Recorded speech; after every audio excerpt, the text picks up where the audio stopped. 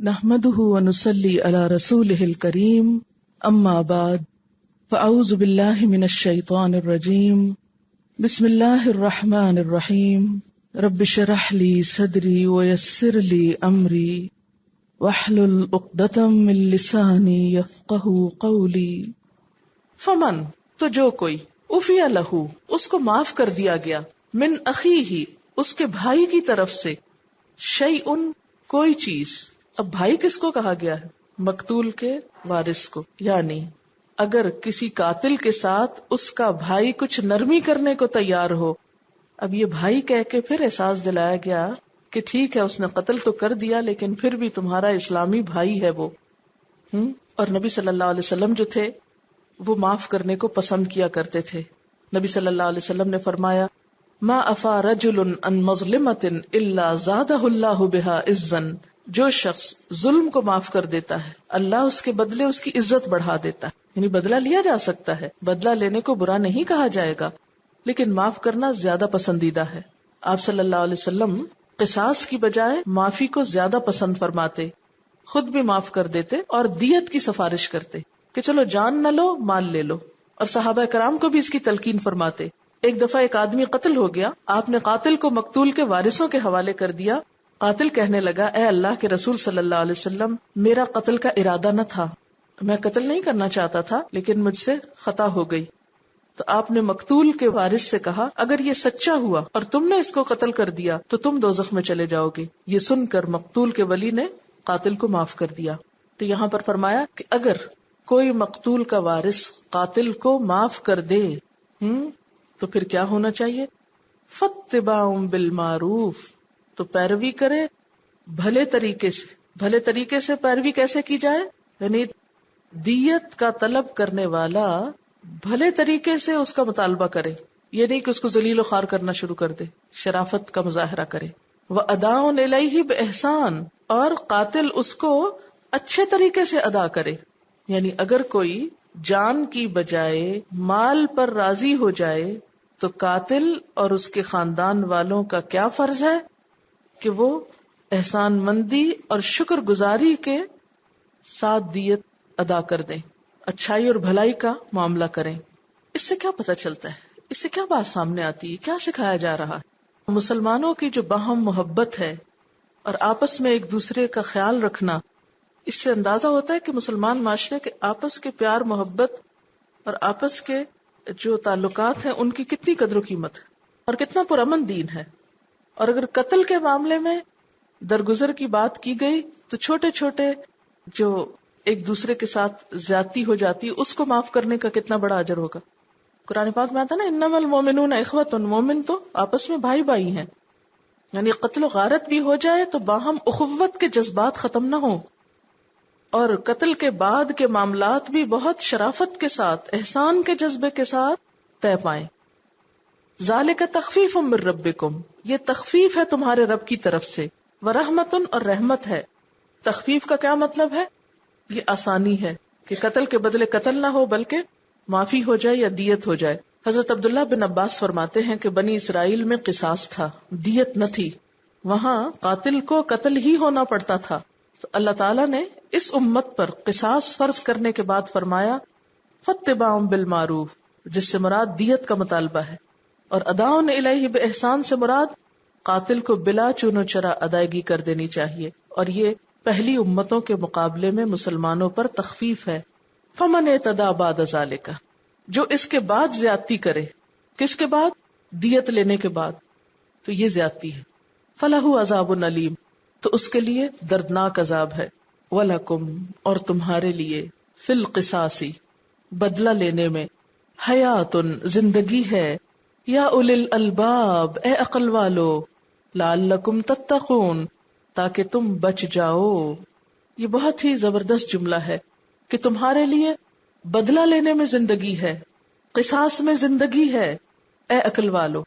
یعنی اگر تم اپنے معاشرے میں یہ قانون نافذ کرو گے تو اس سے قتل و غارت کم ہو جائے گی، کیونکہ جب قاتل کو پتا ہوگا کہ میری پکڑ ہوگی تو پھر کیا ہوگا؟ قتل و غارت کا ریشو کم ہو جائے گا. اور تجربے نے بھی یہ بات بتائی ہے کہ جن ممالک کے اندر قتل کے بدلے کا قانون یعنی قصاص کا قانون نافذ ہے، وہاں قتل کی شرح بہت کم ہے بنسبت ان ملکوں کے جہاں ڈیتھ پینلٹی ختم ہو گئی. اس کے بارے میں ایک رپورٹ ہے، یہ یو این کی رپورٹ ہے 1996 کی، ہے تو پرانی لیکن بہرحال اس بات کا اندازہ لگانے کے لیے کافی ہے جس کو قرآن پاک میں بیان کیا گیا ہے کہ بدلہ لینے میں زندگی ہے. ایک سروے رپورٹ کے مطابق ایک سال میں 1996 میں ترقی یافتہ ممالک میں 1 ملین افراد میں سے کتنے قتل ہوئے، اس کا ریشو کچھ یوں ہے. کینیڈا میں 1 ملین میں سے 75,000 قتل ہوئے پر ملین، جرمنی میں 42,000، فرانس میں 32,000، امریکہ میں 82,000 خواتین اغوا اور قتل ہوئیں. اور اس کے سدباب کے لیے حکومت نے $56,000 ملین خرچ کیے. 56 ملین نہیں، $56,000 ملین خرچ کیے. جبکہ اس کے مقابلے میں سعودی عرب جہاں پر قصاص کا قانون نافذ ہے، وہاں 1 ملین میں ایک سال میں صرف 32 افراد قتل ہوئے، only 32 پر ملین. تو اس سے آپ اندازہ لگائیں کہ اس آیت کا مطلب کیا ہے کہ بدلہ لینے میں زندگی ہے اے عقل والو. یہاں عقل والو کہہ کے پکارا گیا کیونکہ بہت سارے لوگ جو عقل والے بنتے ہیں وہ یہ کہتے ہیں نہیں اب ایک تو قتل ہو گیا دوسرے کو چھوڑ دو. یہی وجہ ہے کہ ہمارے معاشرے میں قتل و غارت اتنی عام ہو گئی ہے اور اتنا آسان ہو گیا ہے کیونکہ قاتل کو پتا ہوتا ہے کہ کوئی پکڑنے پوچھنے والا تو ہے نہیں، جو چاہوں کروں. لیکن جب کسی کو پتا ہو کہ اگر میں نے کسی کی جان لی تو میری بھی لے لی جائے گی، تو پھر ہر شخص دوسرے کی جان لینے سے پہلے کیا کرے گا؟ سوچ سمجھ کر ہتھیار اٹھائے گا کہ جس سے میں کسی کو مار رہا ہوں اس سے میری اپنی شامت بھی آ سکتی. تو اپنی جان ہر ایک کو پیاری ہوتی. عقل مندی اس میں نہیں کہ تم قاتلوں کے ساتھ ہمدردی کرو. عقل مندی کیا ہے کہ قاتل کو پکڑو، اس کو بھی وہی سزا دو جو اس نے دوسرے کے لیے مصیبت کھڑی کی. پھر آپ دیکھیے کہ اسلامی معاشرے میں جان کے احترام کے بعد مال کا احترام بتایا گیا، یعنی مالی معاملات میں درستگی اختیار کرو. عموماً قتل و غارت کی وجہ بھی کیا ہوتی؟ مال کی صحیح تقسیم نہ ہونا، اور خصوصاً کسی مرنے والے کے بعد وارثوں کا آپس میں جھگڑنا. اس لیے اگلا حکم کیا دیا گیا؟ کتبہ، لکھ دیا گیا، علیکم، تم پر. یہ آپ اب کئی دفعہ یہ لفظ پڑھیں گے، کتبہ اللہ یا کتبہ اللہ. کسی بھی چیز کے لکھے جانے سے مراد کیا ہوتا ہے کہ پکی بات ہے، اب یعنی فرض کے درجے میں ہے. فرض کر دیا گیا تم پر، اذا حضر، جب حاضر ہو، احدکم، تم میں سے کسی ایک کو، الموت، موت، ان اگر طرح کا وہ چھوڑ جائے، خیرن، مال. خیر کا لفظ اردو میں بھی استعمال ہوتا ہے، عربی میں نیکی اور بھلائی کے لیے بھی استعمال ہوتا ہے، لیکن اس کے علاوہ مال کے لیے بھی یہ لفظ استعمال ہوتا ہے. خیر اصل معنی کیا ہے خیر کا؟ بھلائی کا کام. لیکن خیر بیسیکلی کہتے ہیں ہر مطلوب اور مرغوب چیز کو، یعنی جس چیز کی تمنا انسان کرے، جس چیز کو چاہے. اسی لیے عربی میں خیر کا لفظ علم کے لیے بھی آتا ہے، مال کے لیے بھی آتا ہے، نیکی کے لیے بھی آتا ہے، بھلائی کے لیے آتا ہے. الوصیت، وصیت واو سواد یہ اس کا روٹ ہے. اس کا معنی ہوتا ہے کسی بڑے کی طرف سے کسی چھوٹے کو تلقین اور ہدایت کرنا، تاکیدی حکم. للوالدین، والدین کے لیے، والاقربین اور رشتہ داروں کے لیے. اقربین کا روٹ کیا ہے؟ قاف رے بے. کس کی جمع ہے؟ اقرب کی. اقرب کس کے وزن پر ہے؟ افعل، یعنی سب سے زیادہ قریبی. بالمعروف، بھلے طریقے سے. پھر دوبارہ آ گیا معروف کا لفظ، یعنی جانی پہچانی چیز جس کو عقل مانتی ہو، جو عدل پہ پوری اترتی ہو، جسے لوگ اچھا سمجھتے ہو، سوسائٹی کے اچھے لوگوں میں جس کا چلن اور رواج ہو. حقاً حق ہے، علی المتقین، متقی لوگوں پر. فمن بدلہ، تو جو اس کو بدل دے. بعد ما سمعہ، بعد اس کے کہ انہوں نے سنا اس کو. فانما، تو بے شک، اسمہ، اس کا گناہ. اسم کا لفظ آثمہ سے ہے جس کا معنی ہے وہ اونٹنی جو تیز چل سکتی ہو لیکن جان بوجھ کے آہستہ چلے. لیکن اسم کو گناہ اس لیے کہتے ہیں کہ انسان اس کے بدلے میں اچھا کر سکتا ہے لیکن جان بوجھ کے اچھائی چھوڑ کر تو دوسرا کام کرے تو وہ اس کے لیے نقصان دہ ہے. الذین، ان لوگوں پر، یبدلونہ، جو بدل دیتے ہیں اس کو. اب یہ بدلہ اور یبدلونہ ایک ہی اصل سے ہیں. ان اللہ سمیع علیم، بے شک اللہ سننے والا ہے، جاننے والا ہے. فمن خافا، تو جو کوئی خوف کرے، اچھا، جو خوف لفظ ہے نا، خے و فے، اس کا اصل معنی ہوتا ہے گمان کرنا، خیال کرنا، اندیشہ کرنا. تو خوف کا تعلق بھی کس سے ہوتا ہے؟ دراصل آپ کس سے خوف کھاتے ہیں؟ کسی بھی چیز سے آپ اس وقت خوف کھاتے ہیں جب آپ کا اس کے بارے میں خیال یا گمان ویسا ہو جاتا ہے کہ خوف کھایا جائے. تو خوف کا لفظی معنی کیا ہے عربی میں؟ گمان کرنا، اندیشہ کرنا، خیال کرنا. مثلا اندھیرا ہو جاتا ہے جب، تو آپ کے ذہن میں کیا خیال آنے لگتا ہے؟ یہاں کوئی خوفناک چیز ہوگی جو ابھی مجھے پکڑ لے گی، ہے نا؟ یہ آپ کا اپنا خیال ہوتا ہے، حالانکہ وہاں کچھ نہیں ہوتا، وہ کمرہ ویسے ہی ہوتا ہے جیسے روشنی میں تھا، لیکن روشنی سے آپ کا گمان کچھ اور تھا، اندھیرے میں کچھ اور ہو گیا. اس گمان کی کوئی وجہ ہے، اس لیے کہ بچپن سے آپ کے دل میں ایسی باتیں ڈال دی گئی ہیں کہ اندھیرے میں کچھ ہوتا ہے. اسی طرح آپ کسی انسان سے ڈرنے لگتے ہیں. ڈرتے ہیں کسی سے؟ جی، بعض لوگوں سے لوگ بہت ڈرتے ہیں. تو کیوں ڈرا جاتا ہے لوگوں سے؟ یعنی خوف کی بنیاد کس پر ہے؟ گمان پر ہے. جس کے بارے میں آپ اچھا گمان رکھیں اس سے آپ کو ڈر نہیں لگے گا، اور اگر کسی کے بارے میں آپ کا گمان بدل گیا ہے تو پھر آپ اس سے ڈرنے لگتے ہیں، حالانکہ وہ شخص ویسا ہی ہوتا ہے. من موسن، موسن کس سے ہے؟ واو صاد، یہ وصیت کرنے والے سے. جنفن، طرفداری. ایک ہوتا ہے حنفا اور ایک ہوتا ہے جنفا. ہے نون فے کا مطلب ہوتا ہے سب سے کٹ کر ایک طرف ہو جانا، اور جنفا کا مطلب ہوتا ہے طرفداری، یعنی ایک طرف ہونے کی بجائے ادھر ادھر ہونا. حنفا کا اپوزٹ ہے. حنیفن پیچھے پڑ چکے نا حضرت ابراہیم علیہ السلام کے لیے. تو اب آپ دیکھیے کہ ایک نقطے کے فرق سے معنی بالکل الٹ گیا. حنفا کا مطلب ہے ادھر ادھر سے بچ کے ایک طرف ہو جانا، اور جنفا کا مطلب ہے ایک طرف چھوڑ کے ادھر ادھر ہو جانا. طرفداری کے معنوں میں ہے یہاں، یعنی وصیت کرنے والا اگر طرفداری کرے او اسمن، یا گناہ کرے، فاصلح بینہم، تو اصلاح کرا دے ان کے درمیان، فلا اسم علیہ، تو اس پر کوئی گناہ نہیں. کس پر؟ اصلاح کرانے والے پر. ان اللہ غفور الرحیم، بے شک اللہ تعالی غفور الرحیم ہے. اب یہ بھی نیکی کی اقسام ہی میں سے ایک قسم ہے.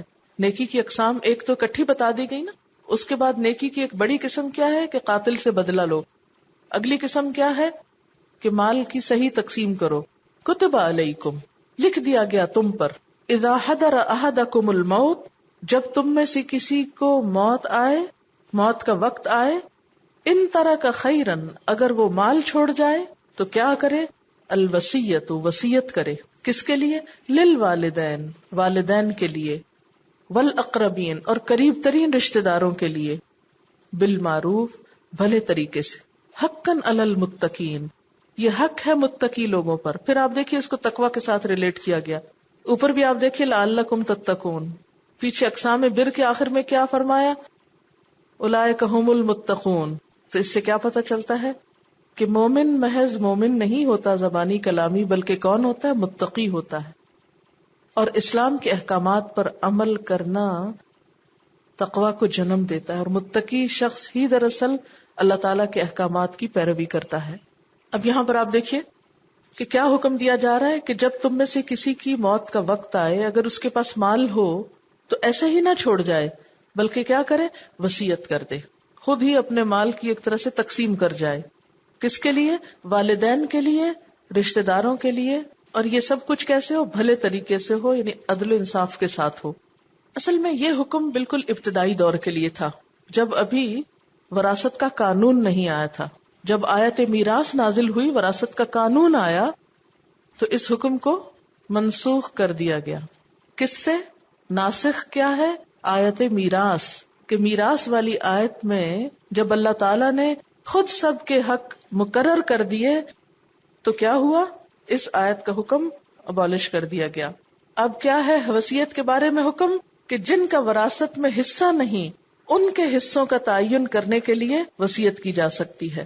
نبی صلی اللہ علیہ وسلم نے خطبہ حجۃ الوداع کے موقع پر جب تقریباً 1.5 لاکھ لوگ شریک تھے، اس وقت آپ نے اعلان فرمایا تھا، ان اللہ قد آتا کل ذی حق حقہ فلا وصیۃ لوارث. بے شک اللہ نے ہر حق والے کو اس کا حق دے دیا ہے، اب کسی وارث کے لیے کوئی وصیت نہیں کی جائے گی. لیکن اس کے باوجود جو لوگ رشتہ دار ہوں مگر ان کے لیے وراثت میں حق نہ ہو، تو ان کو پھر بھی وصیت کے ساتھ کچھ نہ کچھ دیا جا سکتا ہے. اور وصیت بھی کتنے مال میں ہو سکتی ہے؟ 1/3 میں، 1/3 سے زیادہ مال میں وصیت نہیں ہو سکتی. تو اس آیت کے بارے میں کیا یاد رہے؟ نمبر 1 کہ یہ آیت اس وقت اتری تھی جب ابھی وراثت کا قانون نہیں بنا تھا. نمبر 2 جب قانون آ گیا تو یہ آیت منسوخ ہو گئی. نمبر 3 وصیت کا حکم پھر بھی باقی رہا تاکہ جن رشتہ داروں کا وراثت میں حصہ نہیں ان کو وصیت کے ذریعے کچھ نہ کچھ دلایا جا سکے. فمن بدلہ، تو جو کوئی اس کو بدل دے. کس کو بدل دے؟ وصیت کو. بعد ما سمعہ، بعد اس کے کہ اس نے سن لیا اس کو. وصیت کرنے والا وصیت کر رہا تھا اور سننے والوں نے سن بھی لی، تو اس کے مرنے کے بعد کیا کیا انہوں نے؟ اس کو بدل دیا. ایسا کیوں کرتے ہیں لوگ؟ وصیت کیوں بدل دیتے ہیں؟ اپنے مفادات کی خاطر. فإنما اسمہ علی الذین یبدلونہ، تو بے شک اس کا گناہ کس پر ہوگا؟ ان لوگوں پر ہوگا جنہوں نے اس کو بدل ڈالا. تو اس سے کیا بات پتہ چلتی ہے؟ کہ وصیت کو بدلنا نہیں چاہیے. جیسا مال والے کا یا مرنے والے کا ارادہ ہو یا اس کی خواہش ہو اس کے مطابق ہی تقسیم ہونا چاہیے. ان اللہ سمیع علیم، بے شک اللہ سننے والا ہے، جاننے والا ہے. یہ 2 صفات یہاں کیوں ذکر کی گئیں؟ یہ کیوں نے کہا ان اللہ غفور الرحیم؟ تاکہ لوگ اس میں اپنی منمانی نہ کریں. اللہ سن رہا ہے کہ وصیت کرنے والا کیا کر کے جا رہا ہے، اور اللہ جانتا ہے کہ سننے والے اس پہ عمل کیسا کر رہے ہیں. فمن خافا، تو جو کوئی ڈرے، من موسن، وصیت کرنے والے سے، جنفن، طرفداری کا. تو جس کو خوف ہو وصیت کرنے والے کی طرفداری کا، اور اسمن، یا گناہ کا. وصیت کرنے والے کی طرفداری کیا ہو سکتی ہے؟ مثلاً کہ وہ سب کو محروم کر کے کسی ایک کو ہی سب کچھ دے کے جانا چاہتا ہو، یا کسی کو بھی کچھ نہ دینا چاہتا ہو، سب صدقہ کرنا چاہتا ہو. او اسمن، یا وصیت ایسے کام کی کر رہا ہے جو ہے ہی گناہ کا کام. مثلاً میرے مرنے کے بعد میرے مال سے شراب خرید کر سب کو پلا دی جائے جو بھی آئے جنازے میں. تو یہ کیا ہوگا؟ اسمن، یعنی ایک گناہ کی وصیت کر رہا ہے. اور طرفداری کیا؟ کہ سارے کا سارا صدقہ کر دینا، یا سارے کا سارا فلاں بیٹے کو دے دینا، حالانکہ بیٹے کا حق ہی نہیں وصیت میں، کیونکہ وہ تو وارث ہے. تو ایسی صورت میں کیا ہے کہ ایک شخص سن رہا ہے کہ یہ غلط وصیت ہو رہی ہے، لیکن اس کے پاس موقع ہی نہیں کہ وہ وصیت کرنے والے کو سمجھا سکے. اب کیا ہے؟ فَأَصْلَحَ بَيْنَهُمْ، تو ان کو آپس میں صلح کرا دے. آپس میں کس کے آپس میں؟ یعنی جن کے حق میں وصیت ہوئی ہے، اگر وہ آپس میں ان کو سمجھا کر وصیت کو بدل دے، یہ مراد ہے. کیونکہ اوپر کہا نا بدل نہیں سکتے. ہاں اس صورت میں بدلی جا سکتی ہے جب کیا ہو، وصیت کرنے والے نے غلط وصیت کی ہو، کسی ایک کی طرفداری کر دی ہو، دوسرے کو حق سے محروم کر دیا ہو، یا کسی غلط کام کی وصیت کی ہو. تو ایسی صورت میں کیا کرے؟ بعد میں جو بھی متعلقین ہیں یا متاثرین ہیں ان کے بیچ میں صلح کرا دے، اس وصیت کو درست کر دے. فلا اسم علیہ، تو اس پر کوئی گناہ نہیں. ان اللہ غفور الرحیم، بے شک اللہ تعالی غفور الرحیم ہے. ایسے شخص کے اوپر کوئی الزام نہیں، یعنی جو شخص وصیت کرتے وقت غلطی سے یا بھول کر کسی ایک رشتہ دار کو زیادہ دے جائے یا کوئی گناہ کی بات کر جائے، تو جو سننے والا ہے یا لکھنے والا ہے یا جو امانت دار ہے یا جو گواہ ہے اس وصیت کا، اسے کیا چاہیے کہ یا تو اسی وقت اصلاح کرے یا پھر بعد میں متعلقین کے بیچ میں اصلاح کرا دے اور وصیت کو شریعت کے مطابق تبدیل کر دے. تو اس میں پھر کوئی گناہ نہیں. اب احکام چونکہ ذرا قانونی قسم کے ہیں نا، تو اس لیے آپ کو ذرا آج مشکل لگ رہی ہوگی کہ یہ بہت بھاری باتیں ہیں. لیکن بات یہ ہے کہ ہمارے معاشرے میں بہت سے فسادات، جھگڑے، آپس کے تعلقات کی خرابی، اس کی ایک بہت بڑی وجہ کیا ہے؟ مال کی صحیح تقسیم نہ ہونا، یا پھر ایک دوسرے کی زیادتیوں کا مداوا نہ ہونا. مال قتل کا سبب بھی بن جاتا ہے، اور قتل کا بدلہ نہ ہو تو معاشرے میں انتشار اور بے چینی ہوتی. جب معاشرے میں انتشار اور بے چینی ہو تو پھر صبر کے بندھن چھوٹنے لگتے ہیں، پھر صدقہ خیرات نہیں دیا جاتا، پھر رشتہ داروں کو کچھ دینے کو دل نہیں چاہتا، پھر نمازوں میں دل نہیں لگتا، پھر وعدے ٹوٹتے ہیں، پھر انسان کے مزاج میں چھڑ چھڑ آتی ہے تو سوالیوں کو جھڑکتا ہے، مسافروں سے بے نیازی برتتا ہے، اور پھر اس کے ایمان کی خرابی ہو جاتی. اس لیے صرف اس صورت میں ہی نیکی نہیں ہوا کرتی. یعنی نیکی صرف یہ نہیں ہے کہ آپ نمازیں پڑھتے رہیں، یہ بھی نیکی کا کام ہے کہ ظالم کو، قاتل کو پکڑیں. یہ بھی نیکی کا کام ہے کہ مرنے والے کی وصیت کو صحیح طور پر اپلائی کروائیں یا اس میں ظلم و زیادتی کا مداوع کرائیں. تو معاشرے میں جب تک ہر حقدار کو اس کا حق نہیں ملتا، اس وقت تک صحیح معنوں میں نیکی آ نہیں سکتی. اصل میں اس معاملے میں تفریق نہیں کرنی چاہیے کہ کوئی شخص صرف نماز پڑھنے کو نیکی سمجھ لے، اور کوئی صرف انسانوں کی خدمت کو نیکی سمجھ لے، اور کوئی صرف لوگوں کے جھگڑوں کو سلجھانے کو نیکی سمجھ لے.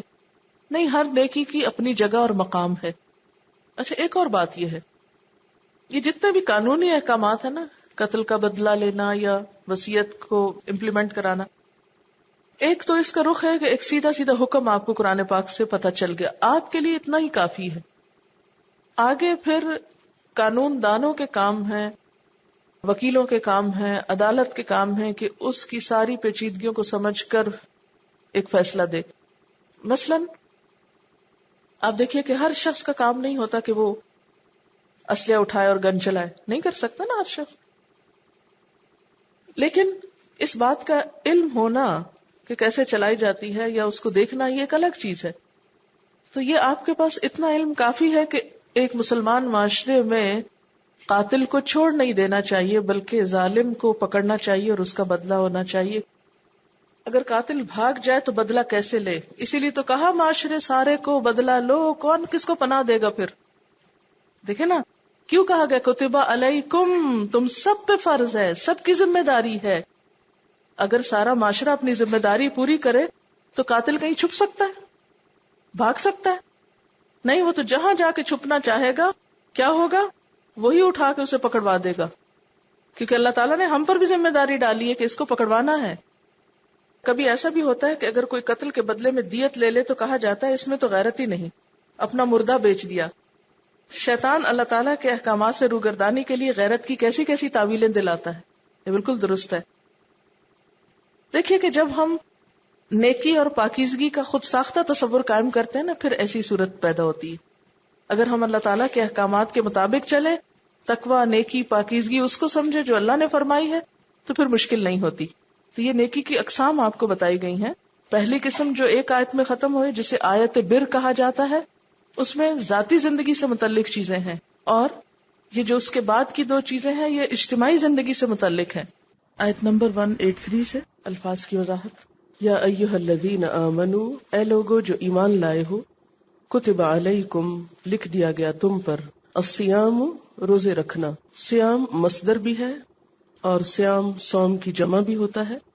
اگر اس کو صوم کی جمع مانا جائے تو اس سے مراد ہوگی روزے، اور اگر مصدر مانا جائے تو مراد ہوگا روزے رکھنا. صیام کا جو لفظ ہے یہ صوم سے ہے، صاد واو میم، کسی چیز سے رک جانا، اس کو چھوڑ دینا. مثلا عربی میں کہتے ہیں صام الفرس صومن، اس کا معنی ہوتا ہے گھوڑے نے چارہ نہیں کھایا. اسی سے لفظ صائم ہے، جس کے معنی ہے وہ شخص جو کھانے پینے اور ازدواجی تعلقات سے رک جائے، یعنی ان چیزوں سے پرہیز کرے. کما، جیسا کہ، کتبہ، فرض کیا گیا تھا، لکھا گیا تھا، علی الذین، ان لوگوں پر، من قبلکم، جو تم سے پہلے تھے، یعنی پچھلی امتیں، لعلکم، تاکہ تم، تتقون، متقی بن جاؤ، تقوی اختیار کرو. تفسیر. یا ایھا الذین آمنوا، اے لوگو جو ایمان لائے ہو، کتب علیکم، لکھ دیے گئے تم پر، یعنی فرض کیے گئے تم پر، کیا؟ الصیام، روزے، کما، جیسا کہ، کتبہ، فرض کیے گئے، علی الذین من قبلکم، ان لوگوں پر جو تم سے پہلے تھے. کیوں فرض کیے گئے؟ لعلکم تتقون، تاکہ تم بچ جاؤ، تاکہ تم میں تقوی پیدا ہو. اس آیت سے روزے کی فرضیت کے بارے میں معلوم ہو رہا ہے کہ روزہ ایک فرض عبادت ہے. احادیث سے بھی اس کی فرضیت کا علم ہوتا ہے. عن ابن عمر رضی اللہ عنہما قال قال رسول اللہ صلی اللہ علیہ وسلم بنی الاسلام علی خمس، شہادت اللہ الہ الا اللہ وان محمد رسول اللہ واقام الصلاۃ وایتاء الزکاۃ والحج وصوم رمضان رواہ البخاری۔ حضرت عبداللہ بن عمر رضی اللہ تعالی عنہ سے روایت ہے کہ رسول اللہ صلی اللہ علیہ وسلم نے فرمایا، اسلام کی بنیاد 5 چیزوں پر ہے۔ نمبر 1 کلمہ شہادت، اشہد ان لا الہ الا اللہ واشہد ان محمدًا عبدہ ورسولہ۔ نمبر 2 نماز قائم کرنا۔ نمبر 3 زکوٰۃ ادا کرنا۔ نمبر 4 حج ادا کرنا، اور نمبر 5 رمضان کے روزے رکھنا۔ اسے بخاری نے روایت کیا ہے۔ تو کتب علیکم کا مطلب کیا ہے؟ تم پر فرض کر دیا گیا ہے، یعنی یہ ایک ایسی عبادت ہے جو اسلام میں بہت اہمیت رکھتی ہے، فرض درجے کی ہے۔ اور نہ صرف یہ کہ امت مسلمہ پر روزے فرض کیے گئے، بلکہ اس سے پہلے کی امتوں پر بھی یہ روزے فرض تھے، یعنی حضرت آدم علیہ السلام سے لے کر حضور صلی اللہ علیہ وسلم تک جتنے بھی انبیاء آئے، انہوں نے اپنی امتوں کو روزہ رکھنے کی تلقین کی۔ روزہ ایک ایسی عبادت ہے کہ جو نہ صرف جسمانی طور پر انسان کے لیے بہت سے فائدوں کی حامل ہے، بلکہ اجر و ثواب کے اعتبار سے بھی بہت بہترین چیز ہے۔ عن ابی ہریرہ رضی اللہ عنہ قال قال رسول اللہ صلی اللہ علیہ وسلم اذا دخل رمضان فتحت ابواب السماء وغلقت ابواب جہنم وسلسلت الشیاطین۔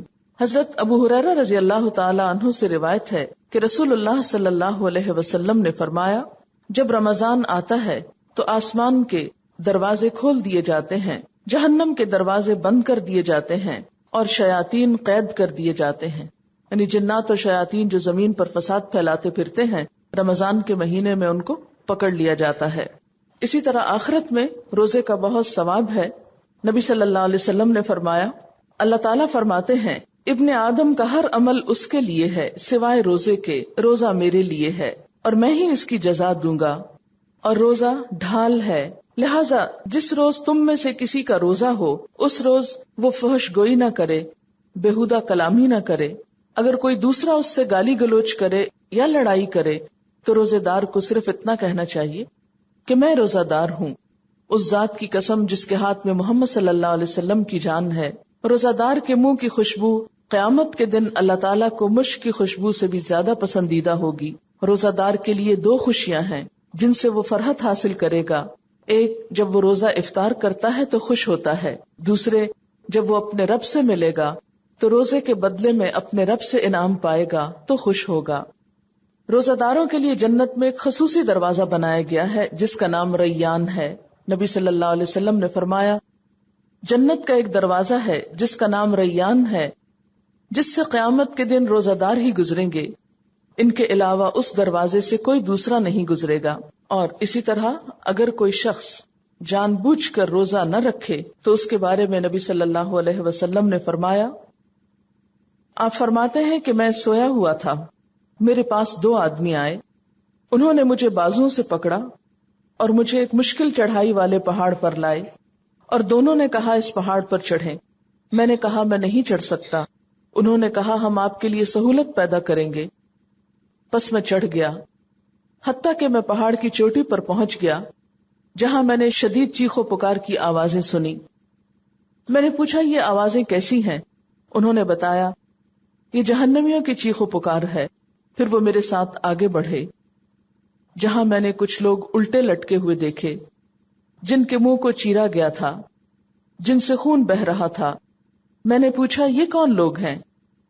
انہوں نے جواب دیا یہ وہ لوگ ہیں جو روزہ وقت سے پہلے افطار کر لیا کرتے تھے، یعنی روزہ توڑ دیتے تھے۔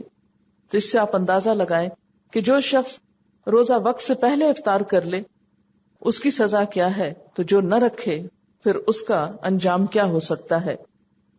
اگر کوئی شخص بغیر کسی عذر شرعی کے رمضان کا 1 روزہ چھوڑ دیتا ہے تو اس کے بدلے میں اگر وہ ساری زندگی بھی روزے رکھے تو اس ثواب کو نہیں پہنچ سکتا یا اس کا کفارہ نہیں ہو سکتا۔ وآخر دعوانا ان الحمد للہ رب العالمین۔ سبحانک اللہم وبحمدک نشہد ان لا الہ الا انت نستغفرک ونتوب الیک۔ والسلام علیکم ورحمۃ اللہ وبرکاتہ۔